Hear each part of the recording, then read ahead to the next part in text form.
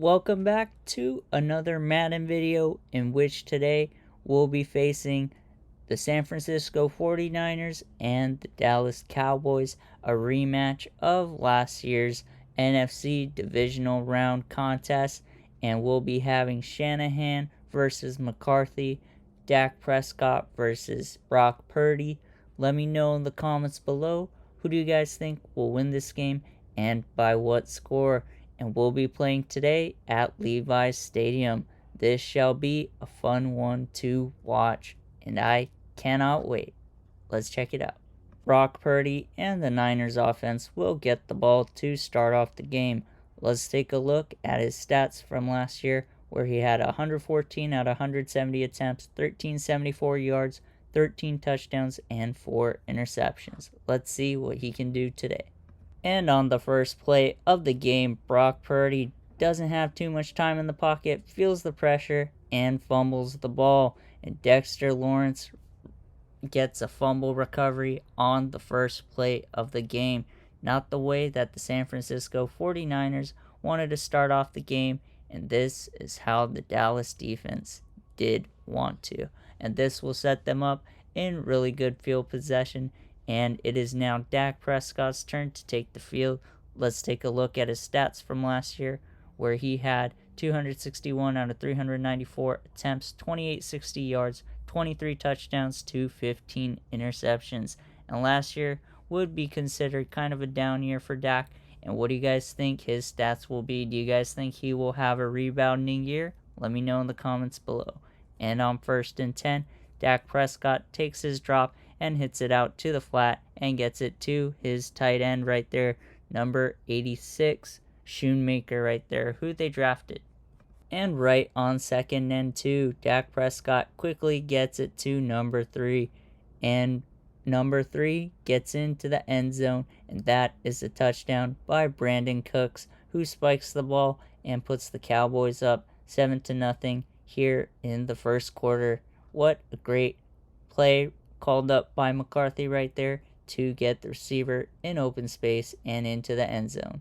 And right here on the extra point, the field goal gets blocked and is recovered by the defense. And just like that, it is still only 6-0 in favor of the Cowboys. And on 1st and 10 of this drive, Brock Purdy is rolling to his left outside the pocket and gets tackled as everything downfield was covered. And this will bring up a 2nd and 20 for the Niners offense, and not the way that they wanted to start this game, as Micah Parsons comes up with the sack right there. It is now 3rd and 26 for the Niners, and Brock Purdy feels the pressure but gets the ball off in time and is picked off by number 28. And once again, this will set up the Dallas Cowboys in great field possession, as they are inside the San Francisco 30-yard line at the 26, and that was an interception by Malik Hooker right there, and everything was covered well, and the corner just comes to undercut and high point the ball to get the interception. It is now 3rd and 16 for the Cowboys offense, and Dak Prescott gives it to his halfback, who makes one man miss and gains back 6 yards to take it to the 26. But with 4th and 10 coming out, looks like the Cowboys will send out their field goal unit to go for the attempt. And the ball is now snapped. And once again, it is blocked. What a great play by special teams for the Niners to get a blocked extra point as well as a blocked field goal. And those 4 points left on the board might come back to haunt the Cowboys later on. And here on 1st and 10, Brock Purdy has time in the pocket and airs it over the top to his receiver, number 15, Jennings, to get it past midfield and to the 47-yard line. Here on 1st and 10, Brock Purdy has time in the pocket and throws it off his back foot and right to George Kittle to take it inside the 15, right at the 13-yard line. And this is the first time that the Niners have been in the red zone today, and they are looking to capitalize with 7. It is now 3rd and 7 for Brock Purdy and company, and everything's covered down the field, so he will take it with his legs and tries to truck a defender, but just trucks air, which will leave him short of the goal line right at the 1, but it'll set up the Niners with a 1st and goal situation. It is now 3rd and goal for the Niners, and they will give it to Christian McCaffrey, who takes it right up the gut and into the end zone, and the Niners will now take a lead 7-6 over the Dallas Cowboys. And after 2 miserable drives for the Niners, they punch it in as the 3rd time's the charm. It is now 1st and 10 for the Cowboys right around midfield, and Dak Prescott gets it out to number 13 for a huge reception to Michael Gallup, who takes it down to the 10-yard line with just under 2 minutes remaining in the first half. And what a great play drawn up right there, and great execution by the Cowboys offense. It is now 3rd and 6 for the Dallas Cowboys, and everything seems covered upfield, so Dak Prescott is going to take it himself and dive into the end zone. And just like that, the Dallas Cowboys scored quickly and make it 12-7. And let's see if they will go for the field goal or try and go for a 2-point conversion. And it looks like they will just settle for the field goal. And let's see if they can make it, as they have had an extra point and a field goal already blocked in this game. And it is no problem there, as the kicker gets it through, and the Cowboys now lead 13-7. And on 1st and 10, Brock Purdy has some time and quickly gets it out to number 19, Deebo Samuel. And the 49ers are trying to go quick offense, and Brock Purdy has time in the pocket, rolls to his right, but gets sacked. That was an inopportune sack right there, and the 49ers have to use their first timeout of the half to regroup. And on 3rd and 12, Brock Purdy has a play action pass and has a man over the middle, over the top of the defense. He just overthrows it, and it is now 4th and 12, in which the 49ers will have to punt the ball back to the Dallas Cowboys. And here on 1st and 10, Dak Prescott feels the pressure, hits it out to the flat to his running back, Tony Pollard, who fumbles the ball, and it is picked up and recovered by the 49ers defense, number 54, Fred Warner. And with a couple seconds remaining in the first half, and the 49ers still retaining their timeouts, they will look to see if they can get into field goal range. And on 1st and 10, Brock Purdy has time in the pocket and is going to work the left sideline to number 11, Brandon Ayuk, who takes it to the 21-yard line. And with 2 timeouts remaining, the 49ers can do one more play before they will probably settle for a field goal. And Brock Purdy has time in the pocket and just throws it away, as the pressure was coming from his blind side. The 49ers will now settle for a field goal attempt, and it is kicked wide left by the kicker. And those 3 points may come out costly in the second half. Let's see how it plays out. And on 1st and 10, Dak Prescott has time in the pocket, but the pressure quickly gets to him, and Javon Hargrave comes up with the first sack for the Niners and makes it 2nd and 20 for the Dallas Cowboys to start off the second half. It is now 3rd and 21 for the Cowboys, and Dak Prescott rolls to his left and has a wide open man in the middle and takes it inside the 15 and inside the 10. And this will make it 1st and 10 for the Cowboys offense at the 10-yard line. It is now 3rd and 7 for the Cowboys, and Dak Prescott hits CeeDee Lamb in the slant route, and he dives into the end zone for a touchdown.